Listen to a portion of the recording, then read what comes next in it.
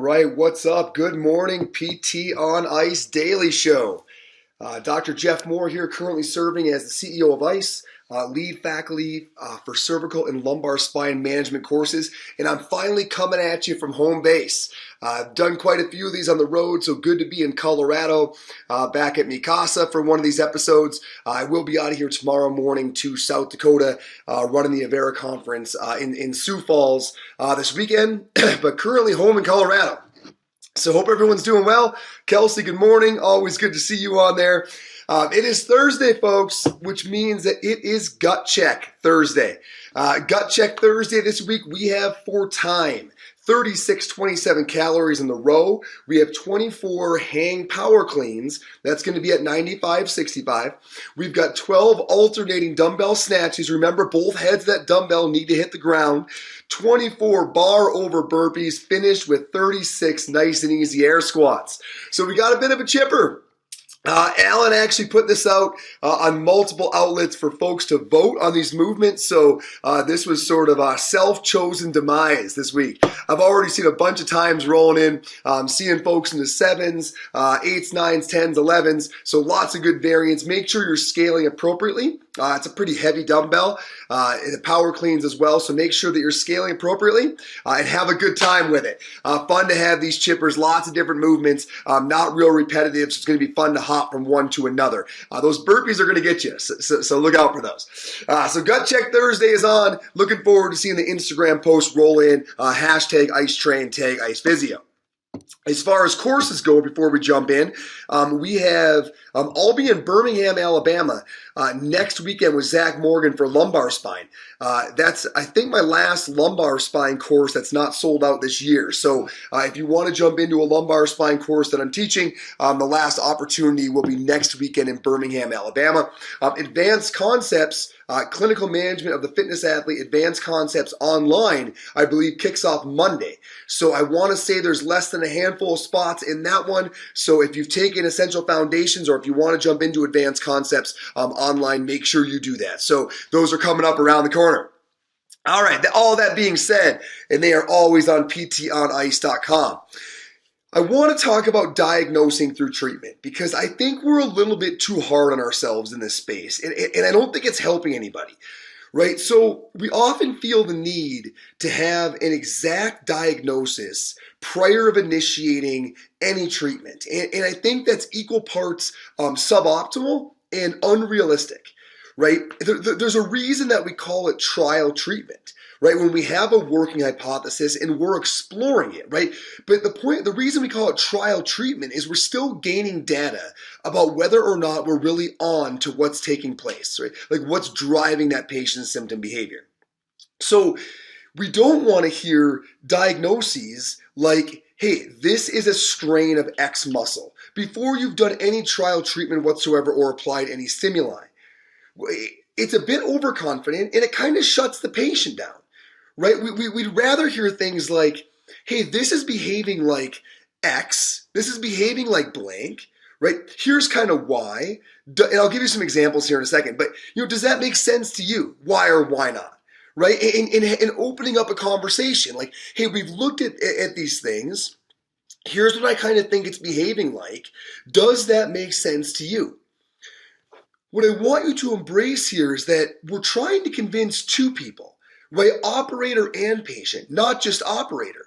I think for so long we've thought about this as you doing trial treatment to see if the symptom behavior changes, to confirm your working hypothesis, to enhance your understanding of the clinical picture. But I think that as we understand more and more the importance of the patient being engaged, this is every bit as much, if not more, about them believing or understanding in where these symptoms are coming from and what's driving it. So if they say, well, Jeff, no, that doesn't make sense, and here's why. That here's why is going to be absolute gold. Number one, it might challenge your thought about, hey, yeah, I thought it was X, but now that you say that, maybe you are right. Like be open to the fact that what they bring to the table might actually change your working hypothesis about what's driving that symptom behavior. But either way, it's certainly going to let you know that you might need to gather the information that you are going to get from trial treatment to convince yourself, as well as gather some information that goes in a direction that can help to further illuminate to the patient why what we think is driving things might be driving things. Like, for example, when the patient is really certain that they have a shoulder issue, right? And you think it's actually more of like a distal neural issue, right? And you've got a positive ULTT on board and that really changes symptoms during the exam. But the patient's still pretty hung up that it's local mechanical shoulder, right? That's limiting them from bringing their arm up and causing pain kind of through that region. If they bring that to you, if you've created an environment where they feel comfortable chipping in, because if you just say it's this, well, they're never going to feel like they have the right or that you're interested in them bringing their part of the concerns or investigation to the table. But if you bring it in more of this open fashion, they're going to be willing to say, well, actually, Jeff, I still think it's shoulder, right, because of blank, blank, and blank, which is awesome because now, while you're doing some trial treatment, you also know that you're trying to challenge one of their hypotheses, and they might need some information that helps that clear things up. So, for example, in that patient, doing some real distal sliders and gliders, right, might increase shoulder range of motion and help them understand that, oh, it can't be just my shoulder because all we did right there was mess around with my wrist and elbow. My shoulder remained totally stationary. We did no manual therapy, no muscle contraction of my shoulder girdle, and yet I had a significant change in freedom of motion of bringing my arm above my head. That really helps to illuminate to them that it probably isn't at least just mechanical shoulder. Something else is going on because you were able to make such significant change at a region distal of the shoulder. Now, maybe you did not need that particular piece of diagnostic information, but the patient did. So again, by you creating that space where they chimed in about where their current thoughts were, allowed you during your initial treatments to create certain stimuli that made it particularly obvious or that challenged very directly, right, their confusions or their hypotheses, both entertaining and giving clarity upon them. So again, we don't get that interaction when we just culminate the data, summate the data, and say, patient, it is X. We get that kind of great conversation and multi-person investigatory opportunity when we say, hey, here's what it looks like it might be. What are your thoughts on that? Yeah, well, Jeff, I don't think that, and here's why. That's a great point. Well, then I was going to try and figure it out this way. But now that you've said that, the way that we could get information on both of our questions is by going about it this way. I hope you can appreciate how much more engaging that is from the patient's point of view. You know, we always talk about shared decision making and all these different modern models, but are we ever really doing that? I think if we come to the table with all the answers but none of the questions, it winds up being all about us. But if we open up these sorts of inquiries and help to realize that some of our initial treatment is every bit as diagnostic as it is curative, I think these multi-layered conversations where the patient is heavily involved can take place. So a couple examples of it, right?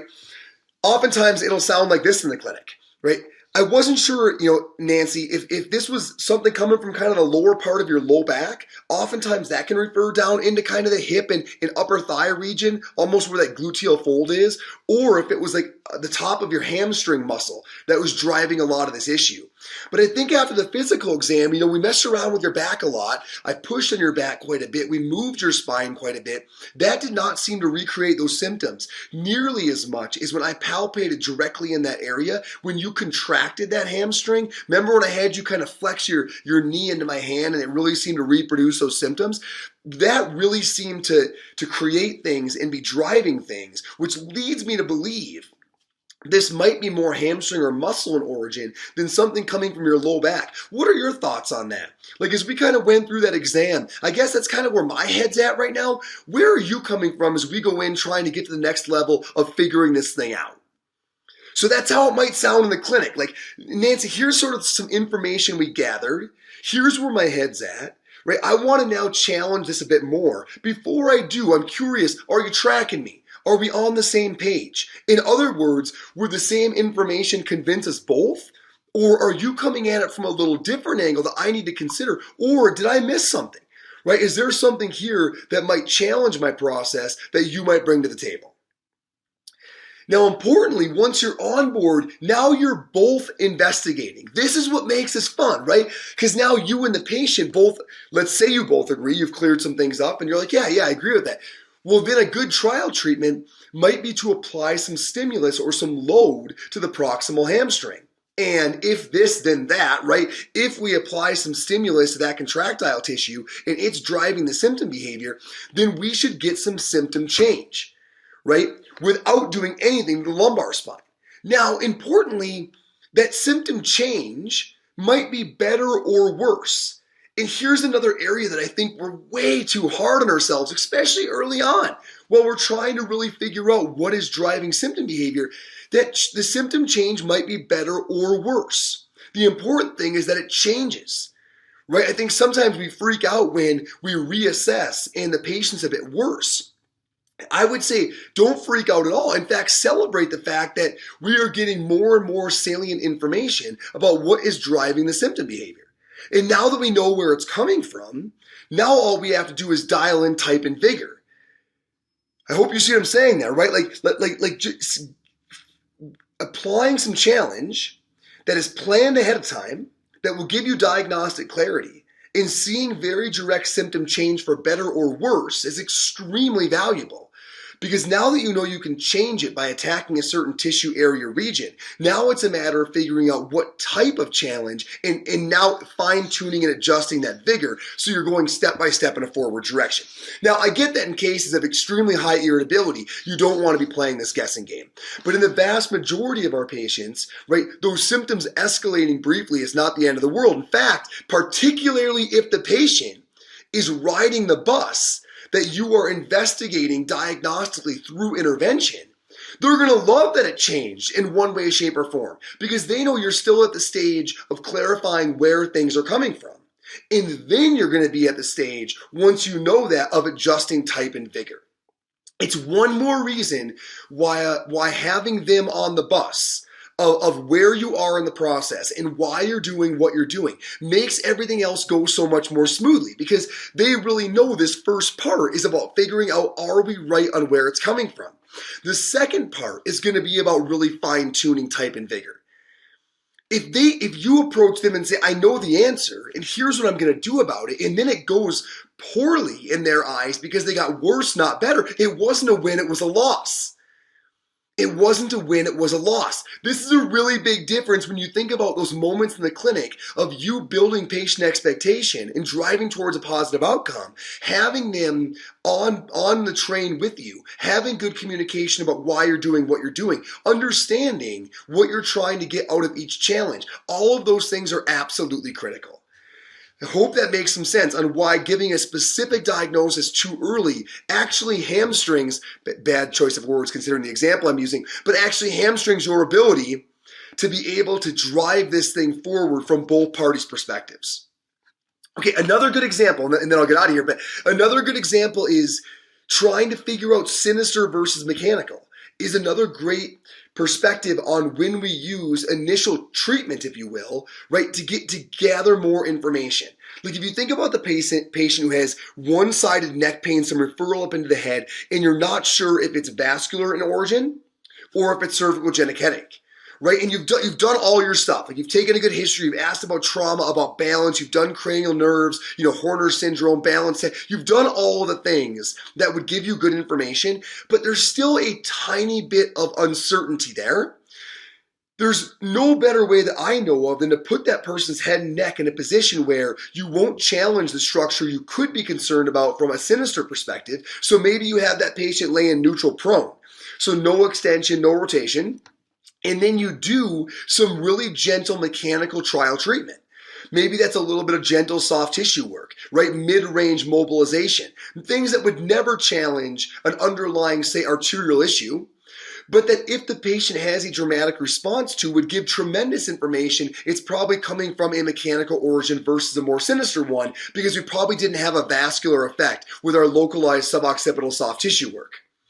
So being able to see how things change following mechanical treatment can give you really good information and maybe even change your understanding on a given person, a given case. From a risk-benefit side, where are we in the equation? Very similar to the way that we say if during the exam something doesn't behave mechanically, it's probably not mechanical. We also say if something doesn't respond to mechanical intervention, it's probably not mechanical. So all these different ways that you can embrace that you're using trial treatment in an initial investigation to gather more data, understanding that embracing this full investigatory process and having the patient do it with you opens doors to communication, insight, and expectation that you're never going to get to by saying, Nancy, here's the answer, and now I'm going to go forward. Right? If we're going to talk shared decision making, make it shared decision making, and don't hold your feet to the fire that you have to be so right out of the gates that not only do you have the tissue right, you have the vigor right, you have the type of intervention right. Allow yourself some leniency. It's one step at a time. Think about that a bit. I think we've got to embrace that we're using treatment for diagnosis. We don't have to have all the answers right out of the gates. We do need to have the patient on board. We do need to understand what they need to see to be confident that we're right, not just what we need to see to be confident that we're right. When you combine those two, you're going to embrace a very fun, dynamic process that has wider margins of error, that is more engaging than trying to get it right out of the gates.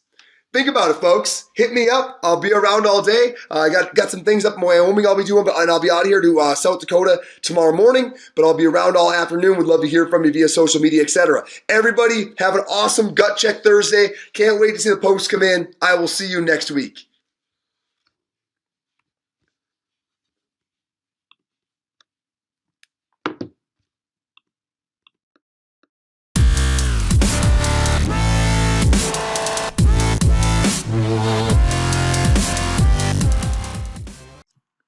Hey, thanks for tuning in to the PT on Ice Daily Show. If you enjoyed this content, head on over to iTunes and leave us a review. And be sure to check us out on Facebook and Instagram at the Institute of Clinical Excellence.